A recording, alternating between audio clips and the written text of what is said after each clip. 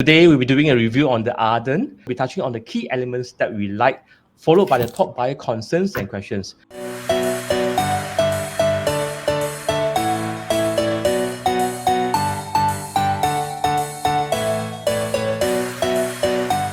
So having read through the project, right, and understanding the technical details of the development, these are the key elements that we personally like. First and foremost, the spacious layout, which is normally a big concern for buyers who are looking to buy into new launch. High 3.2 meter ceiling, which for those people, to give you some context, typical condo ceiling height these days is 2.8 to 2.9, so 3.2 is on the high side. Low density and tranquil environment, which is important if you're looking for something that is not the norm actually, and you don't want to be living in a mega development. And lastly, north-south facing for all units over here at the Arden. So looking through this project, right, we also came out with this list of 6 top buyer questions and concerns that I think most buyers may have. So I think the first one is really like, where's District 23, right? So okay. Yeah, and then we'll address that later. So second is that if you really zoom into the map, this location is not very near the MRT. And third one is can boutique development make money? And then fourth is this developer, Qingjian, is from China. Do you have any questions about that? What is my exit strategy, and who are the likely buyers who will actually be interested in this project? So we'll explore more of that later. Yep, we'll touch on that on details. So before that, maybe that's a quick introduction as where is the Arden itself? Yes, correct. So the Arden basically is over on the Phoenix Road side. It's actually quite near to the Teck Whye Bukit Panjang part of Singapore. In terms of public transport amenities, the closest will be the Phoenix LRT, which is literally across the road. And we are quite near to these 3 malls: Hillion Mall, Junction 10, and Bukit Panjang Plaza. This is the artist impression. So let's go on to the key elements that we like.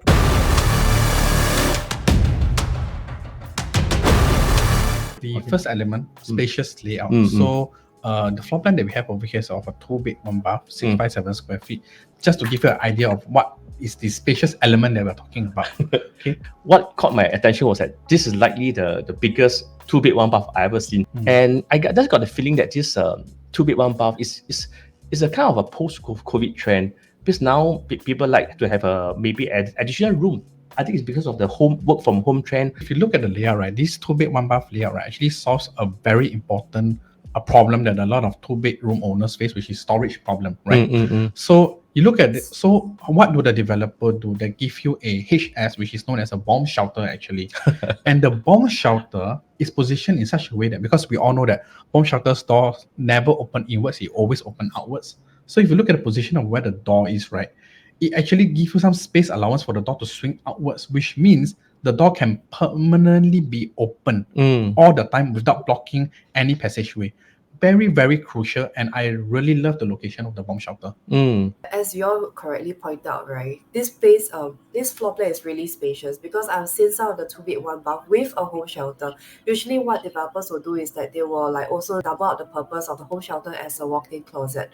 But over here from the floor plan, right, we can see that even for bedroom 2, we can put in a queen size bed. It has its own closet as well. And for the master bedroom, it can put a king size bed. To put the context right, for a 600 plus square foot 2-bed, 1-bath, it's considered very spacious, comfortable, and big in today's context. Maybe we can look at the 2-bed, 2-bath in that case. So for the 2-bed, 2-bath at 721 square feet, again, this is more spacious than usual than what you can find in the market these days. 2 things to note. Very rare in the market to find an open concept kitchen that has a naturally ventilation for the kitchen. This is really very rare.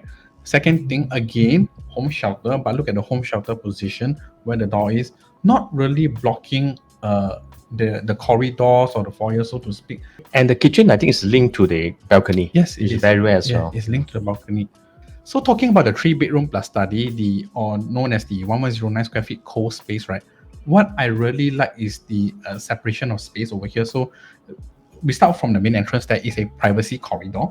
Okay, right by the privacy corridor, there is a space over there for you to lay your dining table. Right after that will be the kitchen, leading into the study/living area. So if you look at the wall separating the study and the living area, right, it doesn't seem like it's a structural wall. I believe so. So you have the flexibility, of course, at the purchaser's expense. to maybe convert it into a bigger living area, or maybe to keep the wall and then use it as a study if work from home is going to be a permanent situation for you. Needless to say, for 3 bedrooms, they have what we call the naturally ventilated bathrooms. Very, very important. Okay. See the difference between me and Manuel. He's a master in floor plan. I also like the fact that you also have the option of enclosing the kitchen. Now you have a spacious inside. From the outside, because of this big picture frame glass panel, more light to flow in and makes the whole living room or the bedroom looks bigger and brighter as well. If you look at the unit mix itself, 2 bed, 1 bath, and the co-space units actually form a big majority of this mixture itself. This is a project that's designed post-COVID.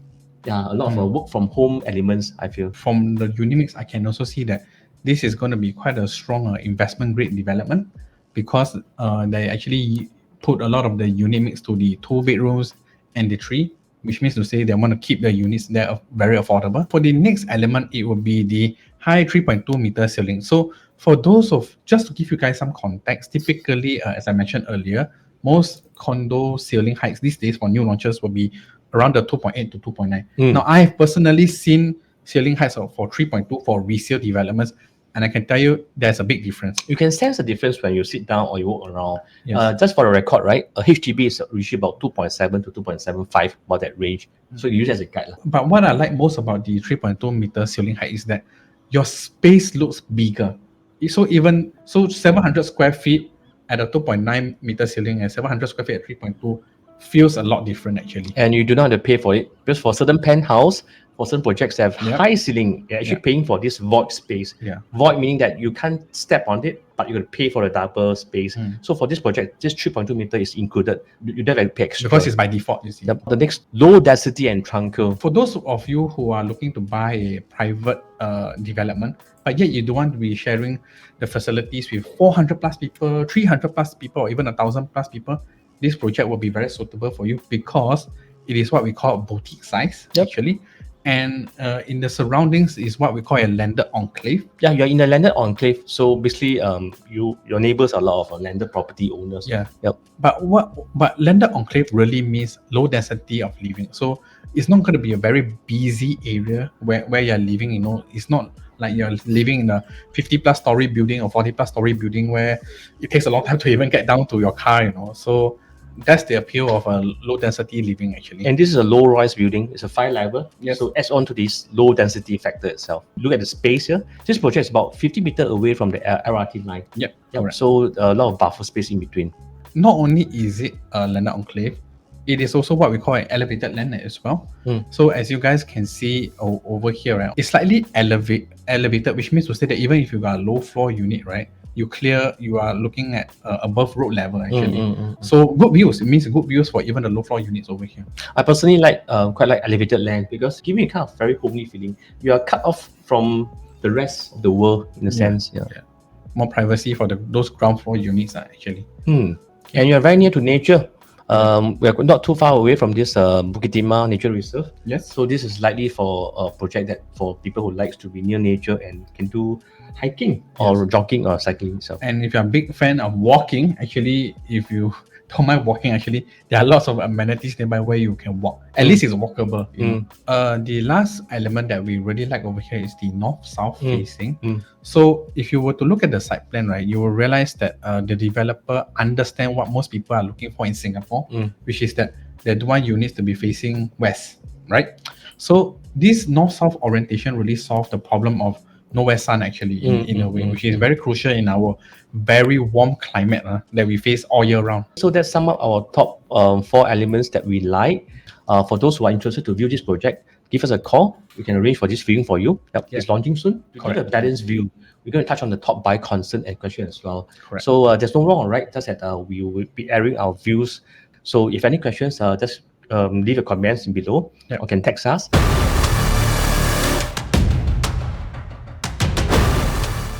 Well, condos in District 23 appreciate. And where exactly is That's not bad for saying that where is District 23?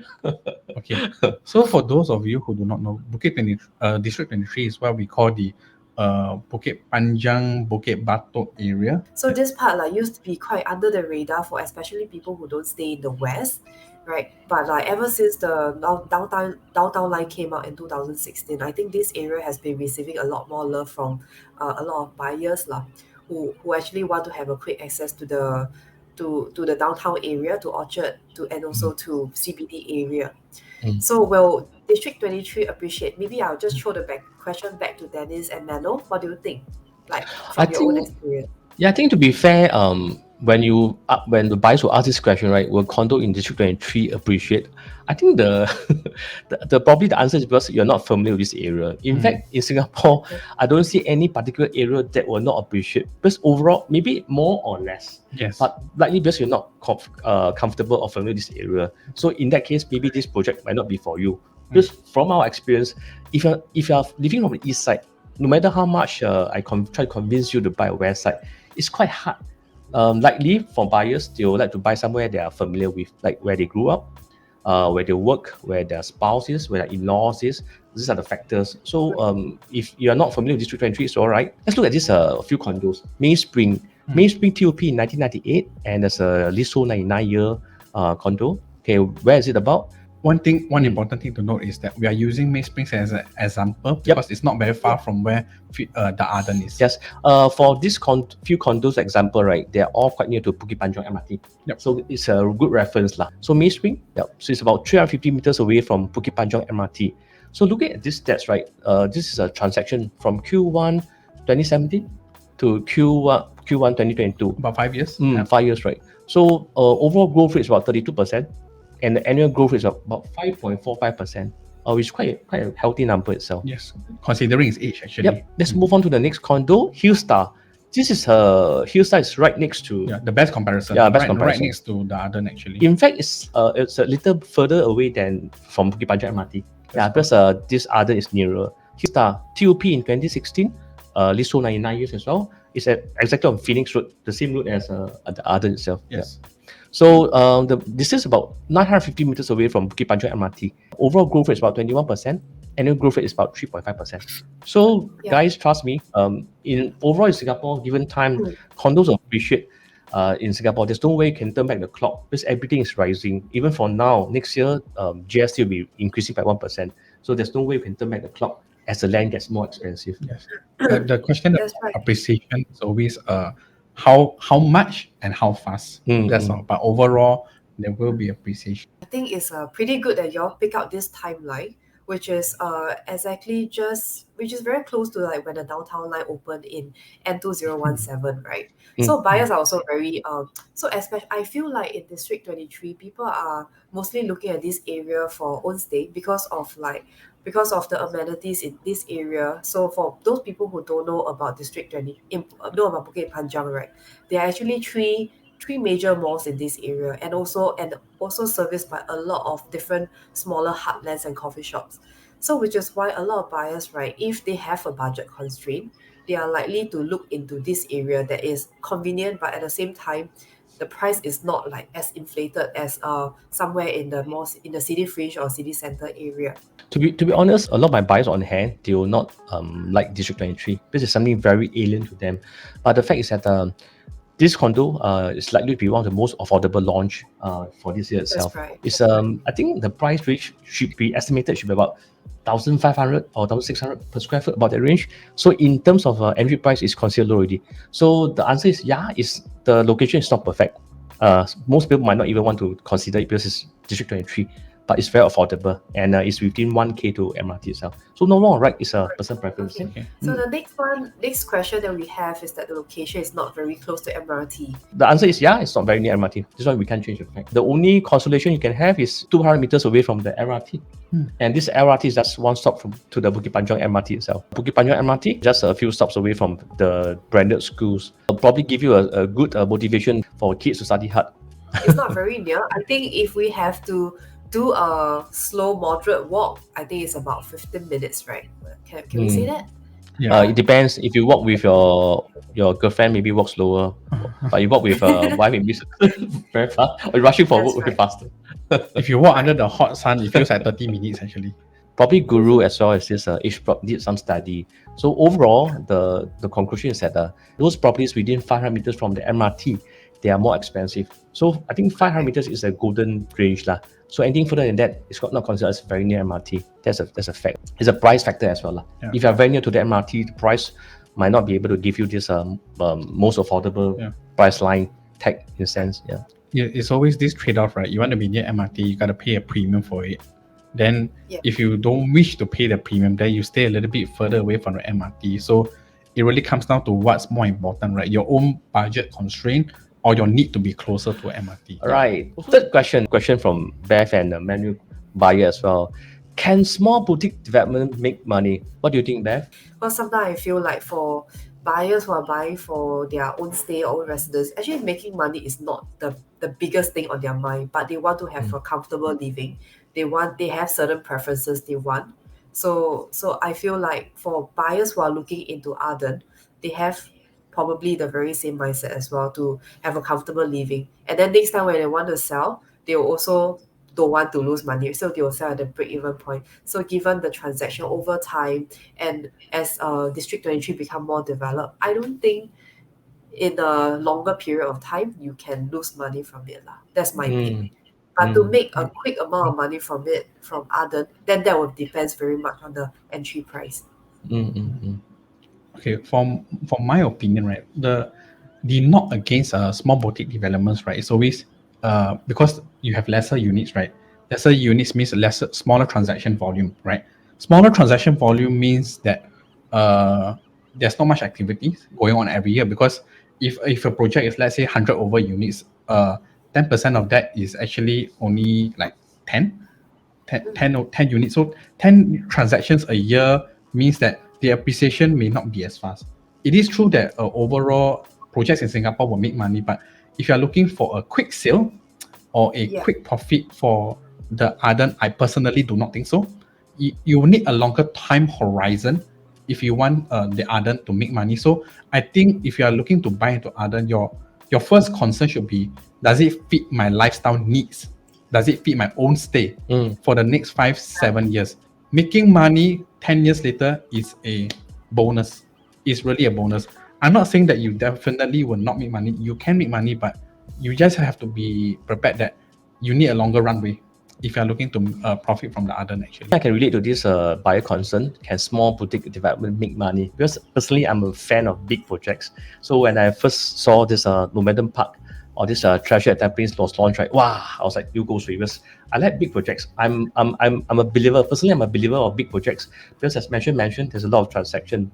There's one real case when a few years back I was doing this resale for a very boutique apartment, even smaller project called Park Court, quite near to the Levi MRT. It was a very old condo, TOP 1990s. And so what happened was that when I was checking the transaction, there was no sale for the past 3 years. So it's very hard to gauge the price. Very hard to get a valuation. So this is a concern, the real concern with small boutique apartments. What if there's only 10 to 20 units and there's no transaction? So the banker can only use nearby or use the last transaction. So for the real case, the Park Court, they used the last figure that was sold 3 years back.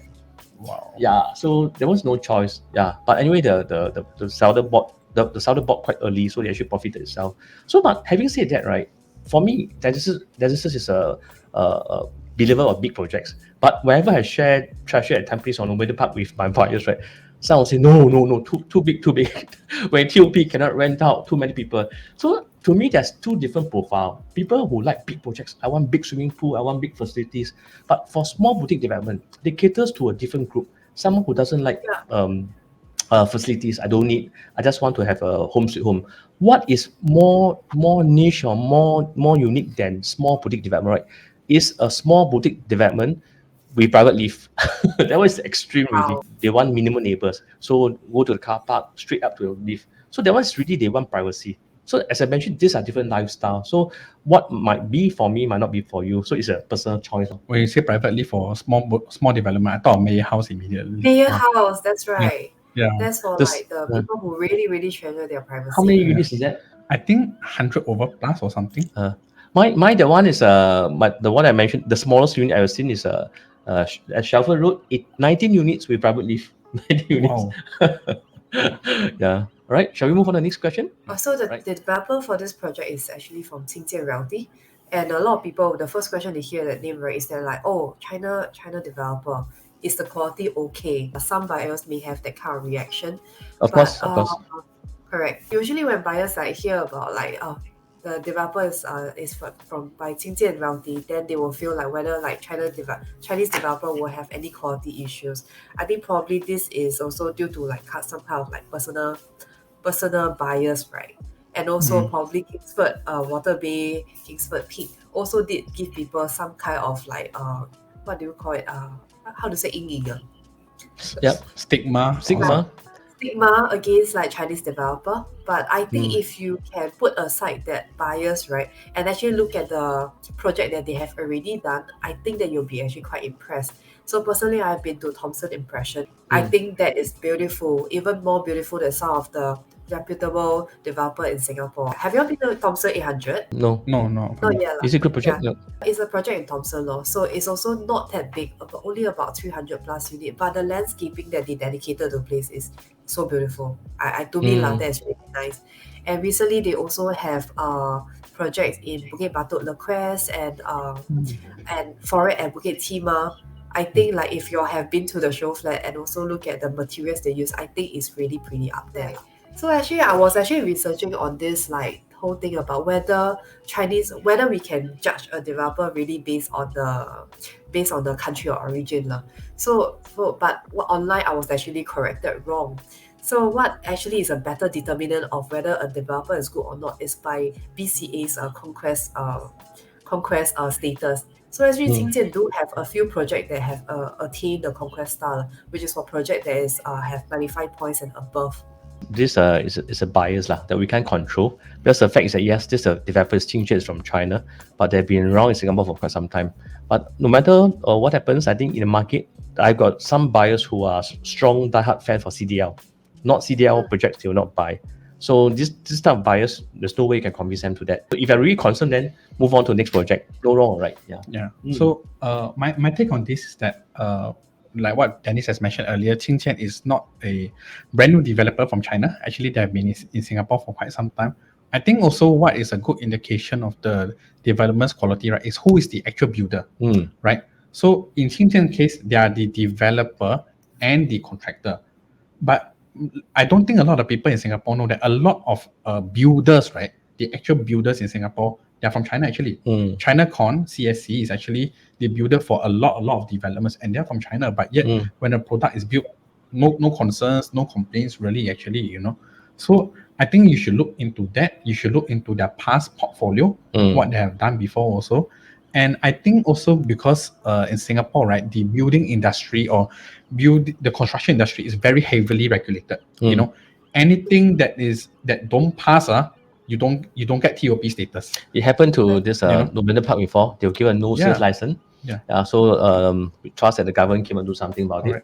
So if there's any feedback, whether positive, negative, it will always be taken into account, and that's what happened to Novena Park actually. So I think generally speaking, you can trust Qingjian because we are also marketing for Red also. We have also done the quest too.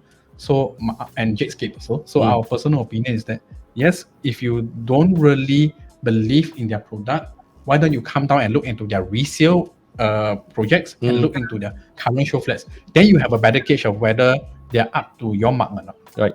Next question, what is my exit strategy? Because for me, I see this project as a very like personal own stay kind of project.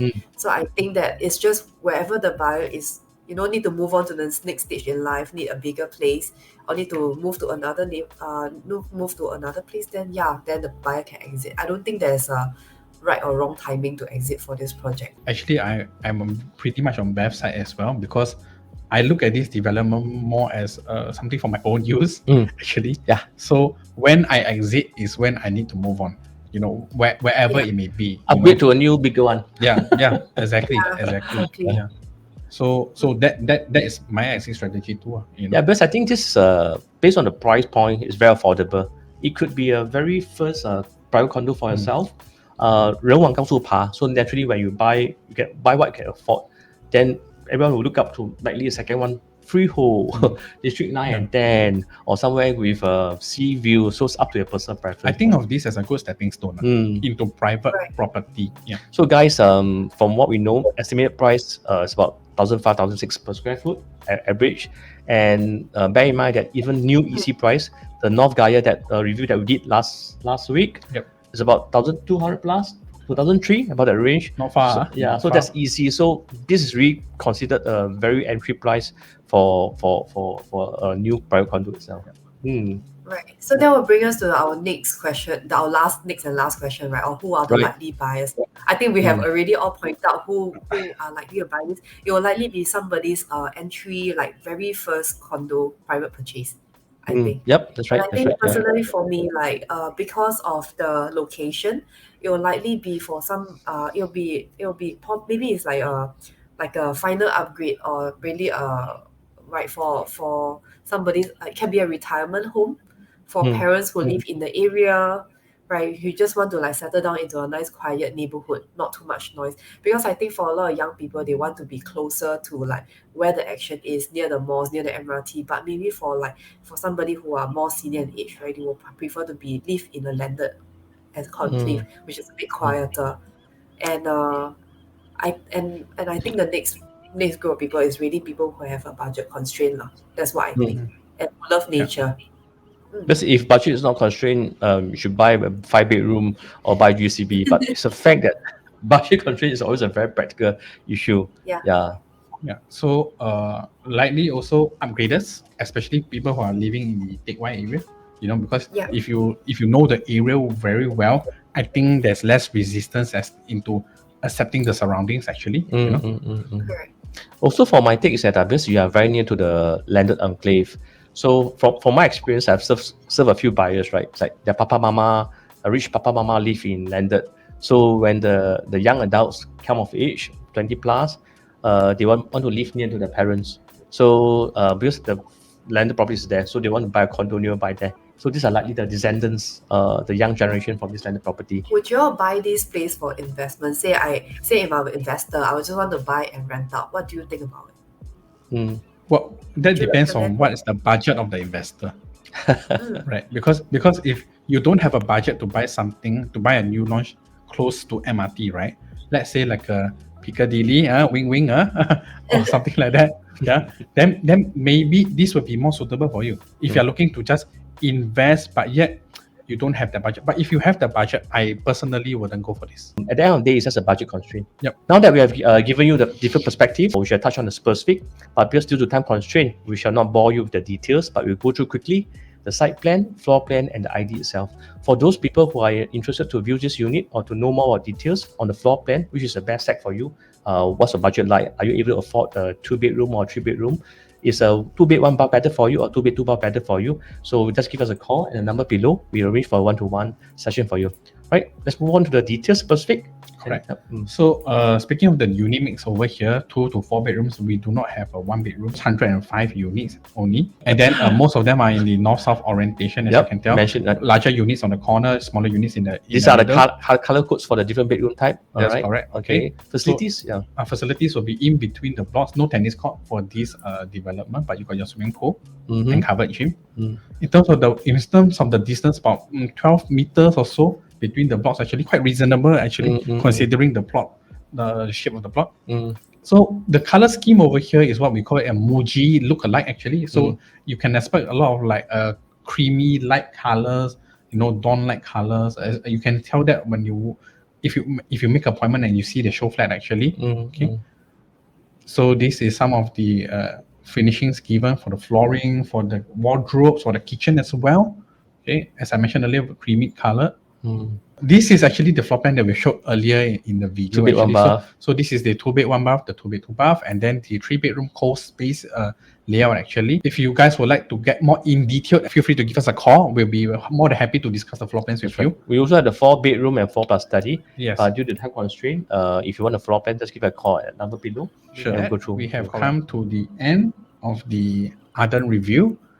We hope you like our video, and if you find this very informative, if you find this very enlightening, share this video with your friends. Actually, if they would like, if you know personally that they'd like to find out more about the Arden, we are also more than happy to give a non-obligation financial calculation. If you would like to see how you will be able to afford to buy something like that, feel free to give us a call at the number below. From Bev, Dennis, and me, thank you for watching our video, and we hope to see you guys again soon. Bye bye. See you next video. See you next video. Bye bye.